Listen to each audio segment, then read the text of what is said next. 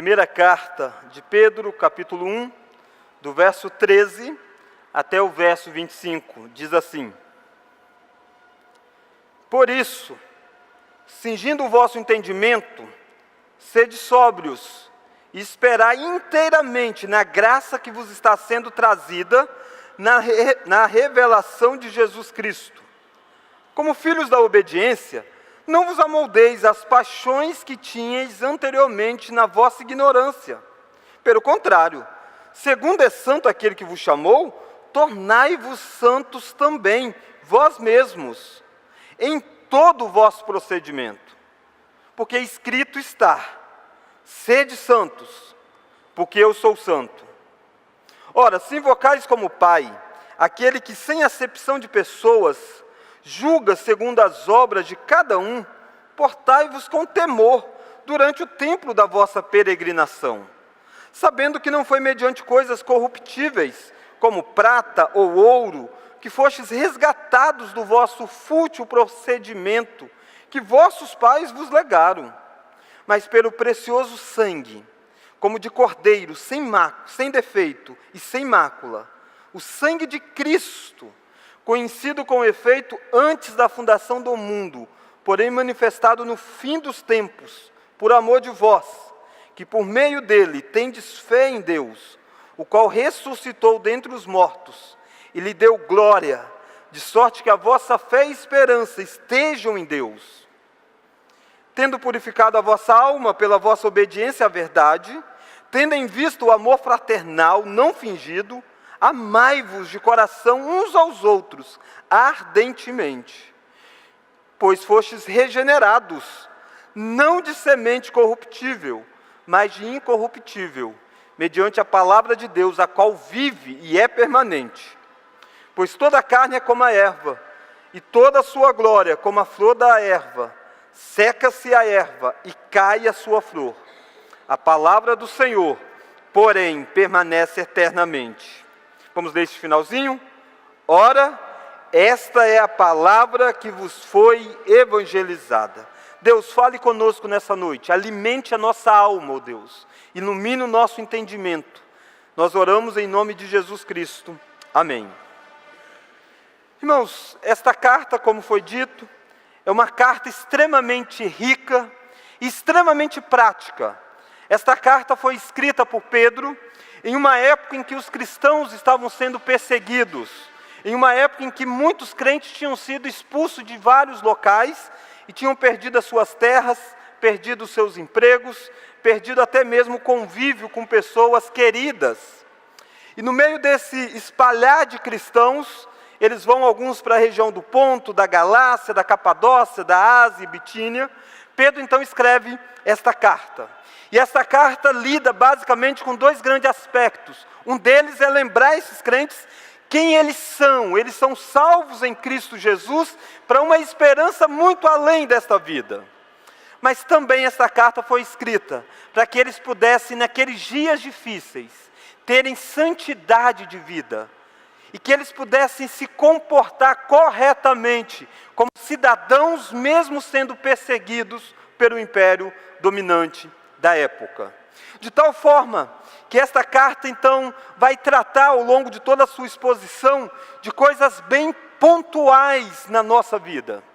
E nessa noite, Pedro abre para nós uma janela de forasteiros no mundo, com um chamado à santidade.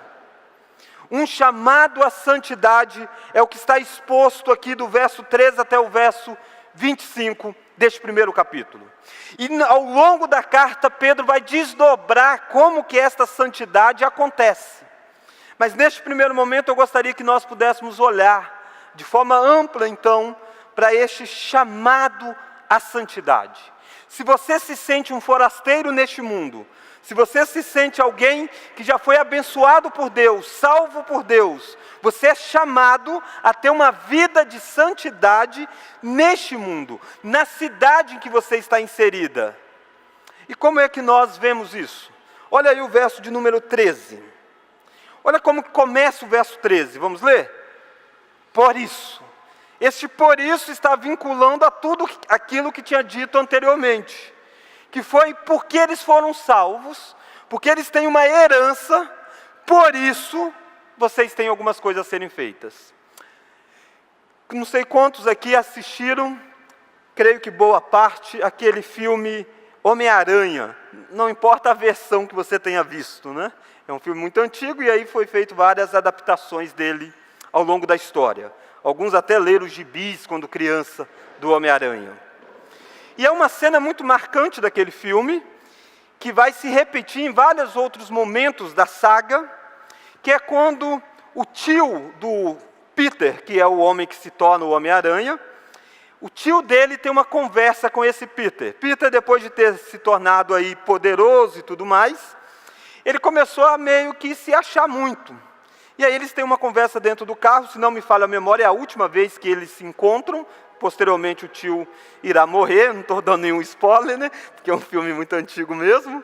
Mas nessa conversa, com um menino ainda, um jovem ainda muito orgulhoso, sem pensar nas suas consequências, o tio diz para ele assim: Peter, grandes poderes trazem grandes responsabilidades.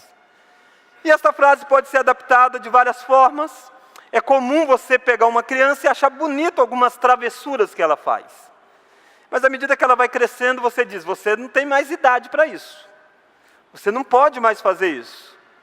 Ou então, quando você coloca alguém em determinados cargos, em determinadas funções, você diz, agora você precisa agir de forma diferente, de forma que seja digna deste novo status em que você se ocupa.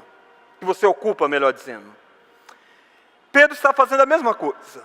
Pedro está dizendo, por isso, porque vocês têm algo elevado, porque vocês têm uma cidadania elevada, porque vocês têm esperança além desta vida, porque vocês foram salvos por Deus. Por isso, vocês têm algumas coisas a serem feitas. Grandes poderes trazem de fato grandes responsabilidades, e grandes dádivas trazem grandes responsabilidades.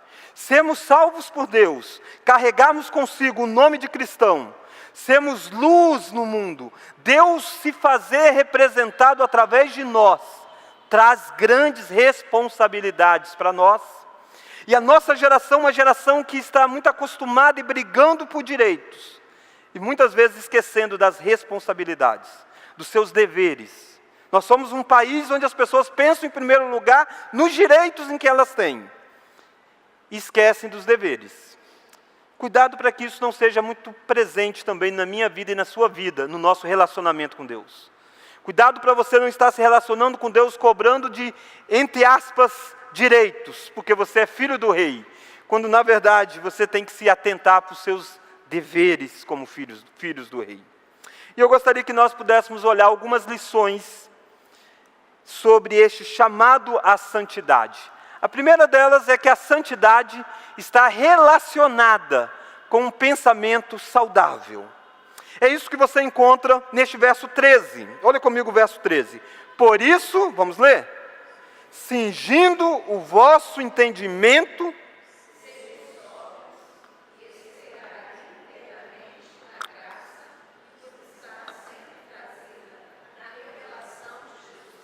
É interessante que a primeira coisa que Pedro lida, quando Pedro está dizendo de santidade, Pedro lida com entendimento, com mente, com pensamento.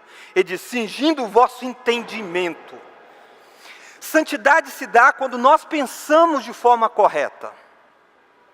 E muitas vezes isso não é muito próprio nosso.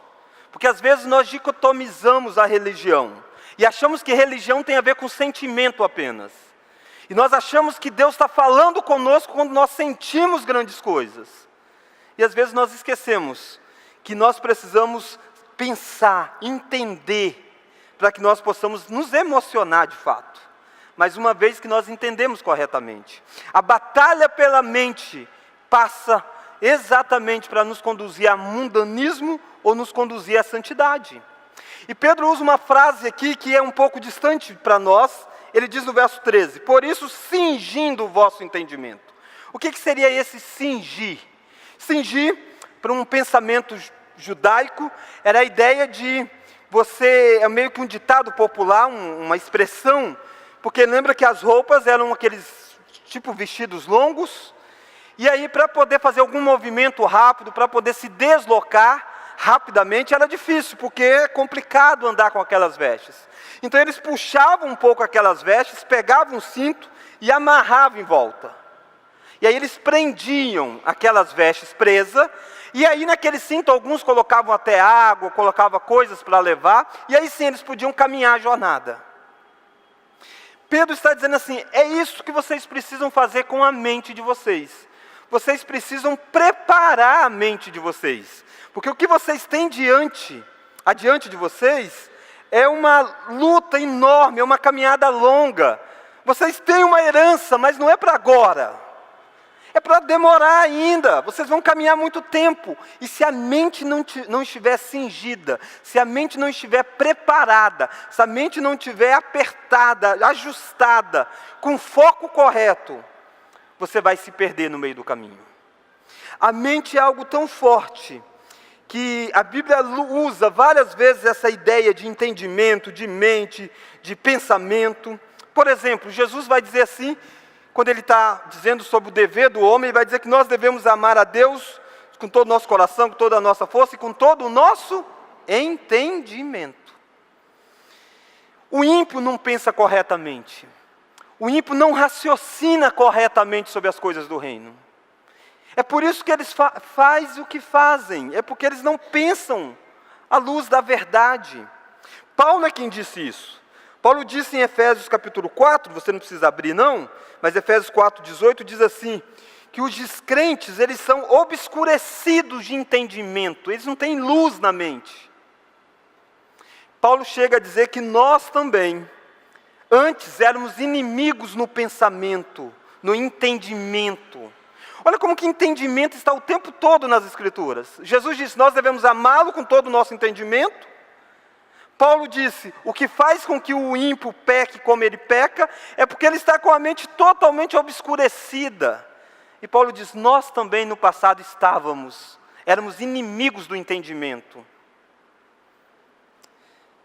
Quando você olha para a Escritura como um todo, você vê Deus prometendo que Ele iria imprimir na nossa mente a lei dEle. Percebe como que é extremamente importante pensar corretamente. Se você não pensar corretamente, você não será santo. E quando eu digo pensar corretamente, eu não estou dizendo de ser mais inteligente, menos inteligente, não é isso. Eu não estou dizendo de grau de estudo, não é isso. Eu estou dizendo de pensar corretamente à luz da revelação de Deus, à luz da palavra de Deus. À luz da palavra de Deus, nós devemos pensar corretamente. Porque quando Jesus venceu Satanás no deserto, Ele não venceu o diabo com emoção, Ele venceu o diabo citando a Escritura. Percebe como que ter a mente cativa a Deus faz toda a diferença? E se você perceber aqui no capítulo 13, no verso 13 ainda, você vai ver, olha a continuidade do verso 13. Por isso, cingindo o vosso entendimento, vamos ler agora, sede sóbrios. O que é sóbrio? Alguém que não estava embriagado, alguém que não estava intoxicado, alguém que não estava fora do juízo. E ele está usando essa figura não necessariamente apenas para bebidas, mas ele está usando essa figura de dizendo assim, cuidado para que a sua mente não esteja intoxicada, não esteja alterada, sua forma de pensar, mas que você seja sóbrio. E quando você é sóbrio, você deve esperar na graça de Deus. É a continuidade do verso 13. Esperar inteiramente na graça que vos está sendo trazida na revelação de Jesus Cristo. Então é isso que nós precisamos fazer com a nossa mente. Nós precisamos mantê-la sadia. E devemos viver na expectativa daquilo que Deus fará. Daquilo que Deus trará quando Ele voltar. Na manifestação, na revelação de Jesus. E Ele tem feito isso paulatinamente em nós. E quando você fala de mente, você está falando de coisas bem práticas na vida. Porque como que uma mente deixa de ser sóbria? Quando ela já não consegue mais fazer discernimento cultural. Quando ela não consegue mais discernir o que é certo e errado. Quando ela senta diante da televisão e assiste um determinado filme, e ela não consegue perceber neste filme coisas negativas, coisas que ferem a palavra de Deus.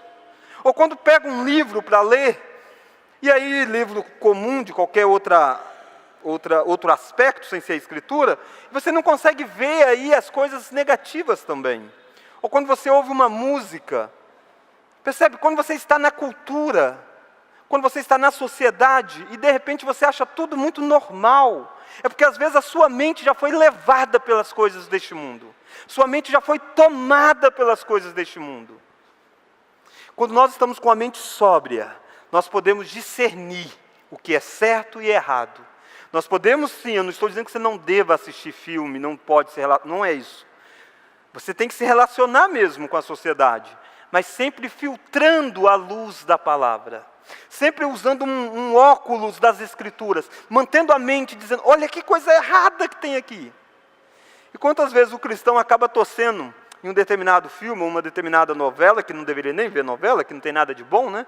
Em um determinado filme, ele vê lá um casal e de repente há uma outra mocinha muito bonita, joia, e de repente ele começa a torcer no filme para que haja um adultério. E o filme vai descrevendo isso e a pessoa fica empolgada com isso. Isso é quando a nossa mente não está realmente filtrando as coisas do reino. Nós somos uma geração assim, uma geração que não pensamos muito, uma geração que não gostamos de refletir, uma geração que não gostamos nem de ler a Bíblia, uma geração que não gosta de ler livros saudáveis, uma geração que não gosta de ouvir boas mensagens. Como que você vai pensar corretamente? Percebe que as coisas começam pelo pensamento. Se o seu pensamento estiver mundanizado, as suas atitudes estarão mundanizadas. O seu comportamento estará. Não resolve você mudar o comportamento se você não mudar o pensamento. Não é isso que a gente faz com os nossos filhos, quando ele faz algo errado, a gente tenta mostrar para ele por que aquilo é errado, porque senão ele vai fazer de novo. Paulo diz, cinge o vosso entendimento, que eu e você nessa peregrinação, nesta jornada, nós possamos tomar cuidado com a nossa mente, tomar cuidado com a forma como nós pensamos. Há no mundo de hoje inúmeras ideologias, inúmeros ismos, hedonismo, marxismo e tantos outros ismos. São formas de pensar, e às vezes nós tomamos aquilo para nós e pensamos daquele jeito, porque nós não temos um referencial bíblico.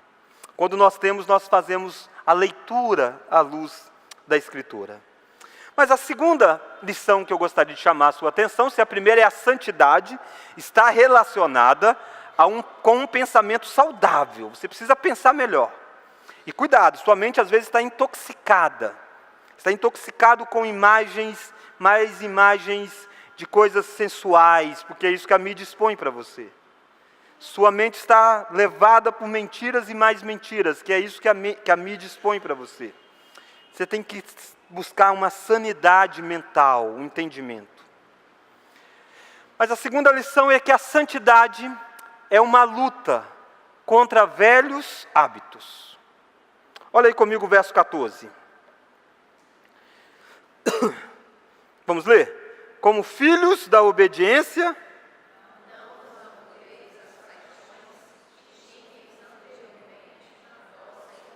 Pedro agora lembra a eles que eles tinham uma vida passada. E todos nós temos também.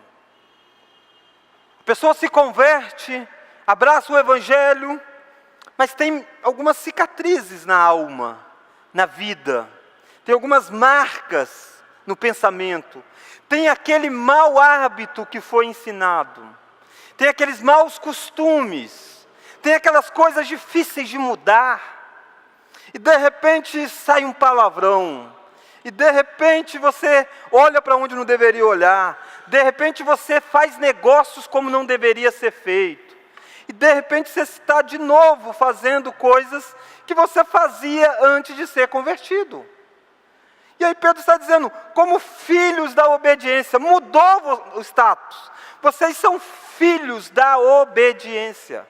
E como filhos da obediência, vocês não devem, olha aí o verso 14, não vos amoldeis. Essa palavrinha amoldeis é a ideia de conformar-se na mente e no caráter com um padrão de outro. Então você pega algo e vai colocar ele numa forma do outro, da outra forma. Isso você vê muito, para ilustrar um pouquinho, gelatina.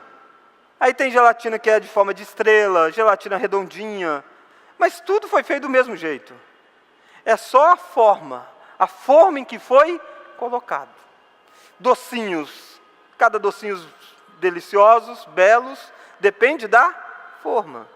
Os cupcakes, se você colocar numa forma desse tamanho, vai ser desse tamanho. Não são várias forminhas. Está dando vontade aí de comer essas coisas gostosas? Segura firme, que isso engorda, tá bom? Digo por experiência própria. Percebe? A forma determina tudo.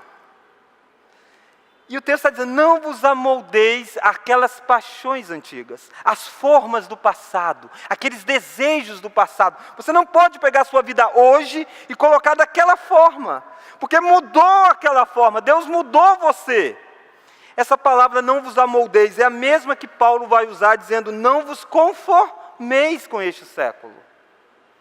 Percebe como que nós somos chamados a sermos diferentes, a fazermos uma luta contra os velhos hábitos. E é uma luta mesmo, porque não é fácil. Mudar costumes não é fácil. É todos os dias nós guerreamos com aquilo que está dentro de nós, como nós lemos em Colossenses. Por exemplo, o seu temperamento. Você é assim, você nasceu com um temperamento, e de repente você vê que esse temperamento dá vazão ao pecado. E aí você diz, mas eu vou continuar assim. Não, não tem que continuar assim. Você não pode se amoldar como você era no passado. Independente se o temperamento é de alguém que fala muito, de alguém assim, ou de alguém tímido. Porque de alguém que fala muito, de alguém que é bravo, ele peca e machuca pessoas. Mas de alguém que é tímido, retraído, nunca fala nada, ele peca também, porque às vezes ele não defende a verdade. E ele deixa as coisas correrem, porque ele não sabe confrontar. Percebe? O temperamento, não é que existe um temperamento bom e o outro ruim. Temperamentos foram afetados pelo pecado, todos eles. E nós não podemos nos amoldar ao nosso temperamento. Independente se você tem facilidade para confrontar ou se você tem dificuldade para confrontar. O fato é que o padrão do seu comportamento não pode ser o seu temperamento, mas sim que você é filho da obediência. Então talvez há um monte de coisas na sua vida que fazem parte do seu velho homem, da sua velha natureza. E que você está entrando nessa forma dia a dia. Você veio hoje para ouvir, não vos amoldeis a isso. Mude o status. Eu sei que não é fácil, eu sei que é uma luta, eu sei que é uma guerra. Eu tenho os meus maus hábitos, e você também tem os seus. Mas nós não podemos nos conformar em sermos derrotados por ele. Nós precisamos não nos moldarmos pelo nosso velho homem. Verso 14. Como filhos da obediência, não vos amoldeis, vamos ler agora? As paixões. É sentimento que pega fogo mesmo. É algo que vem dentro e brota, é algo gostoso para nós. Mas era algo da nossa velha vida, das paixões que tinha anteriormente na vossa ignorância. Olha como que entendimento e ignorância se relacionam. Se você mudou a sua mente, você não deve mais viver como vivia na época que você era ignorante. Quantas coisas que hoje você sabe que é pecado e no passado você não sabia? No passado você achava que era tudo ok, mas você tem sido descortinado. Isso tem revelado a você que é pecado. Não é outro nome, não é um outro atenuante que a sociedade gosta de dar. Não, é pecado. É pecado mesmo. E o texto está dizendo, não vos amoldeis aquilo que você era antes. E eu preciso perguntar para você, como está o seu temperamento? Como está o seu vocabulário? Mudou alguma coisa ou é o vocabulário do passado? Como você vivencia a sua sexualidade? Ou você ainda a vivencia preso nas coisas do passado que você já teve? Como você vivencia os seus negócios? Como você faz negócios? É da mesma forma do passado? Da mesma forma antes de se converter? Como você conduz a sua vida profissional? Como você conduz a sua vida familiar? Há muitas coisas que são da velha vida e você precisa mudar a forma hoje. Mas a terceira lição dessa noite é que a santidade tem como referencial o Deus com quem nos relacionamos. Primeiro, entendimento. Segundo, questão das paixões, dos maus hábitos. Terceiro, agora, a santidade tem como referencial o Deus com quem nos relacionamos. Santidade a gente não a desenvolve apenas porque é bom, apenas porque vai trazer resultado, apenas porque vai melhorar as coisas na nossa vida. Não. Embora todas essas coisas acontecem. Mas não é por isso que nós somos mais santos. Você deve amar seu esposo, você deve amar sua esposa, tratar dignamente o seu casamento. Não apenas porque isso vai melhorar o seu casamento, mas porque você tem um relacionamento com alguém maior. Você vai mudar a sua forma de fazer negócios, vai mudar o seu temperamento, vai mudar o seu vocabulário, não porque apenas isso vai dar resultado, mas porque você tem relacionamento com alguém maior. Olha aí o verso de número 15. É isso que Pedro quer vincular. Porque se nós não mudarmos os nossos comportamentos por causa de Deus, nós estamos apenas substituindo ídolo por outro ídolo. Nós estamos apenas melhorando o comportamento. Nós temos que nos santificarmos. Precisamos fazer as coisas certas pelas razões certas. Olha o verso 15. Pelo contrário de você se amoldar. Pelo contrário, vamos ler? Segundo é santo,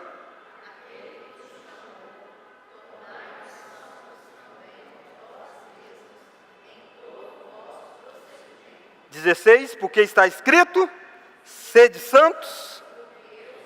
Percebe, na mente de Pedro, eles deveriam ser santos, porque aquele que chamou eles era santo, que é Deus. Por que é que você precisa ser santo? Porque Deus que chamou você, Deus que te deu uma nova vida, Deus que vai dar a você um tesouro, é santo. E você se relaciona com Deus santo.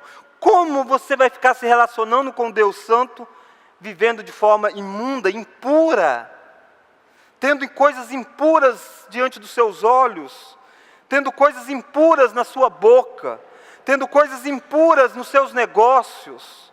Como que você vai ter esse tipo de relacionamento com o Deus que é santo? Pedro quer focar os nossos olhos no relacionamento que nós temos com Deus. O Deus que eu e você servimos não é um Deus conforme nós pensamos, mas é um Deus que tem um caráter absoluto, um Deus que tem um caráter imutável, um Deus que não brinca, um Deus que não mente, mas um Deus que é puro e santo, que não pode ver o mal, não pode se alegrar com o mal. O Deus que nos chamou é santo. Você tem consciência quem é a pessoa que você adorou nessa noite? Quem é a pessoa que você cantou louvores a Ele? Que você disse em espírito e em verdade, te adoramos. Você tem consciência? Essa pessoa é a mesma que está com você amanhã nos seus negócios, é a mesma que está com você na sua casa, é a mesma que está com você quando você abre a boca e fala tantas coisas que não desagradam a Ele. Este é o Deus santo com quem nós nos relacionamos. Olha aí de novo o verso 15. Tornai-vos santos, tornai-vos santos. Também vós mesmos, vamos ler agora? Em todo o vosso procedimento. Não tem uma área sequer da minha vida e da sua vida que não deve ser santa. É em todo o vosso procedimento. Em tudo. É disso que Pedro está falando para os peregrinos. Pedro está lembrando eles do chamado precioso. Santidade tem como referencial o Deus com quem nos relacionamos. Olha o verso 17. Ora, se invocais como Pai, aquele que sem acepção de pessoas, julga segundo as obras de cada um, portai-vos com temor durante o tempo da vossa peregrinação. Nós gostamos de abrir a boca e dizer que Deus é o nosso Pai. E devemos mesmo fazer. A Bíblia nos chama a fazermos isso. Pai nosso que está nos céus. Mas o texto diz, se você invoca Deus como seu Pai, e esse seu Pai é o mesmo que julga as pessoas sem acepção. É o Deus que é o seu Pai, é um Deus que julga pessoas. Então você deve portar de uma forma com temor durante a sua peregrinação. Percebe como que o relacionamento com Deus muda tudo. Muda tudo. É comum você, às vezes, deixar de fazer determinadas coisas porque o seu pai pediu, seu pai terreno, ou a sua mãe.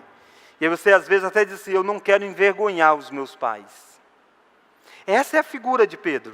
Pedro está dizendo, você invoca Deus como pai de vocês.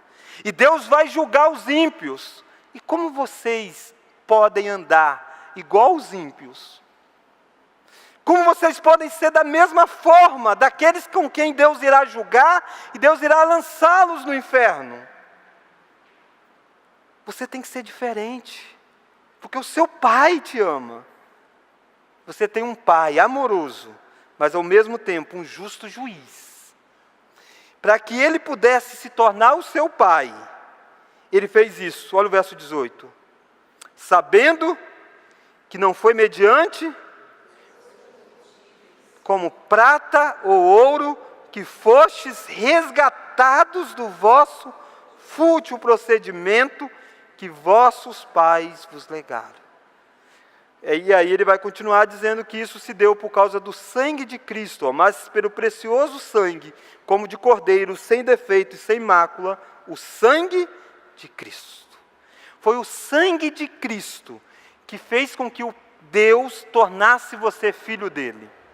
E por causa deste novo relacionamento, como você vai peregrinar neste mundo, agindo como ímpio?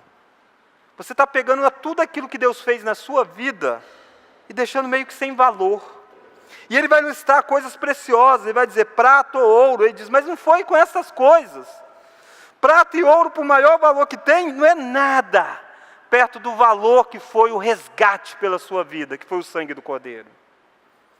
Deus tirou você do vosso fútil procedimento. E olha o finalzinho do verso 18. Foste resgatados do vosso fútil procedimento, vamos ler agora, que vossos pais vos legaram. Pedro está dizendo assim, os pais de vocês, terreno, deram a vocês um fútil procedimento. E muitas vezes, principalmente aqueles que não tiveram a oportunidade de ser criado em lar cristão, às vezes foram muito mal ensinados. Às vezes não tiveram aquilo que os seus filhos estão tendo. E às vezes eles têm dificuldade hoje e dizem, mas pastor, é porque eu não aprendi isso quando era criança.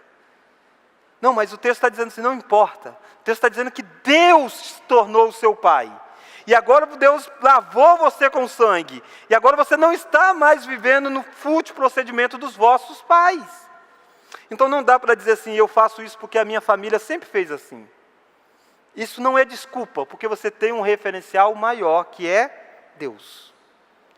Deus é o padrão de santidade. O padrão de santidade não é o seu marido, não é a sua esposa, não é o seu irmão, não é o seu filho, não são os seus pais. O padrão de santidade é Deus. Por isso que o texto chama a atenção, que nós temos um Pai, e nós invocamos Ele, mas Ele também é um justo juiz. Até agora nós vimos 3 lições. Primeiro, nós vimos que a santidade está relacionada com um pensamento saudável. Segundo, nós olhamos que a santidade é uma luta contra velhos hábitos. Terceiro, a santidade tem como referencial o Deus com quem nos relacionamos. Nós o chamamos de Pai, mas Ele é santo. Não importa os fúteis procedimentos que você foi ensinado, os vossos pais do passado, dentre eles o maior que foi Adão. Adão é o nosso primeiro pai. E através do fútil procedimento dele, o pecado contaminou a nossa vida. Mas Deus nos resgatou deste pecado de Adão. Quando nós cremos em Cristo Jesus, nós somos perdoados. E por isso nós devemos agora buscar uma vida de santidade. Não dá sempre para usar aquela desculpa, a carne é fraca. Não dá. Quarta e última lição. A santidade tem como a santidade é demonstrada nos nossos relacionamentos. Verso 22. Onde é que vai desembocar toda a nossa santidade? Vai desembocar no domingo, no culto? Não necessariamente. Embora afete com certeza o culto. Mas a santidade vai ser vivenciada e presenciada, percebida, notada nos relacionamentos. Verso 22, vamos ler? Tendo purificado a vossa alma pela vossa obediência à verdade. Olha um detalhe, Pedro uniu aqui tudo que nós falamos, obediência e verdade. Verdade com mente, obediência com comportamento. Tendo purificado a vossa alma pela vossa obediência à verdade, vamos ler agora? Tendo em vista o amor fraternal, não fingido, amai-vos de coração uns aos outros ardentemente. Você demonstra que você é santo, como você se relaciona com as pessoas. Se o seu relacionamento com as pessoas não está legal, é porque a sua santidade não está legal. O relacionamento é o desaguar disso. E às vezes a gente está preocupado com o desaguar e não com aquilo que está lá dentro. O relacionamento é fruto de tudo aquilo que nós vivenciamos. O texto explode aqui em grande repercussão, dizendo ardentemente deve ser o amor. Não tem limite. Se tem algo que você deve fazer intensamente, é amar uns aos outros. Porque o verso 23 diz, pois fostes regenerados. Está no plural, não está no singular.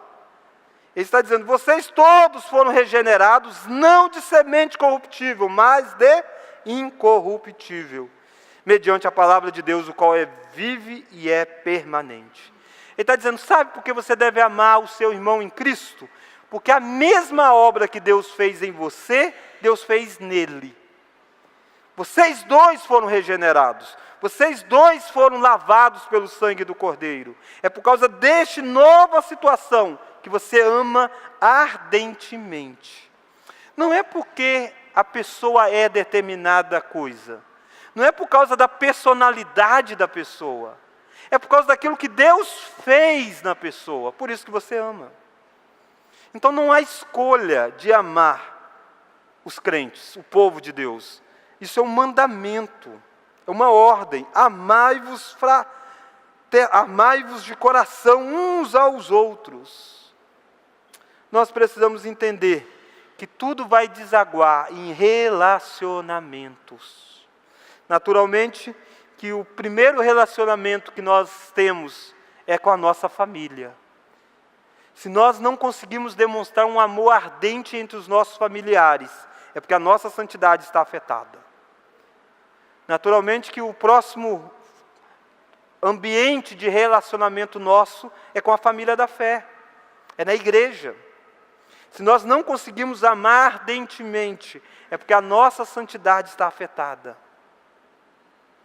Naturalmente, nós também somos chamados a amar o mundo, as pessoas que estão no mundo. Se nós não conseguimos amar o nosso inimigo, é porque a nossa santidade está afetada. Percebe como que não é tão fácil viver em santidade neste mundo. Por isso que esta ordem para Pedro, que Pedro dá, melhor dizendo, para estes crentes, ela está viva para nós hoje. Não parou naquele período. Nós continuamos peregrinando. Nada disso que foi exposto aqui nessa noite é fácil. Mas tudo isso que foi exposto nessa noite é possível por causa da graça de Jesus Cristo. Por causa do poder que nos restaurou. Por causa do poder que realizou o maior milagre em nós, que foi nos dar vida quando nós estávamos mortos. Por causa de todo este poder, nós podemos sim viver uma vida de santidade. Nós podemos ter uma mente saudável. Nós podemos lutar contra velhos hábitos. Nós podemos ter como referencial o nosso relacionamento com Deus. e nós podemos expressar nossa santidade nos nossos relacionamentos. Talvez você precisa nesta semana dar passos objetivos na sua santidade. Cortar determinadas coisas que têm feito mal ao seu pensamento. Alimentar o seu pensamento de outras coisas que têm ficado abandonado, como leitura bíblica, como assistir bons sermões na internet, ouvir boas músicas.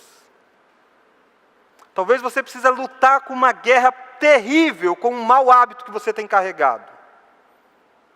Talvez você precise se relacionar mais com Deus, para ser impactado com a santidade dele. Se você está sendo mais apegado ao pecado, é porque você está distante de Deus. Quando você se aproxima de Deus, a santidade de Deus inunda a sua vida e muda os seus sentimentos. Talvez você precise dar passos em áreas dos seus relacionamentos, para que a santidade possa ser desenvolvida.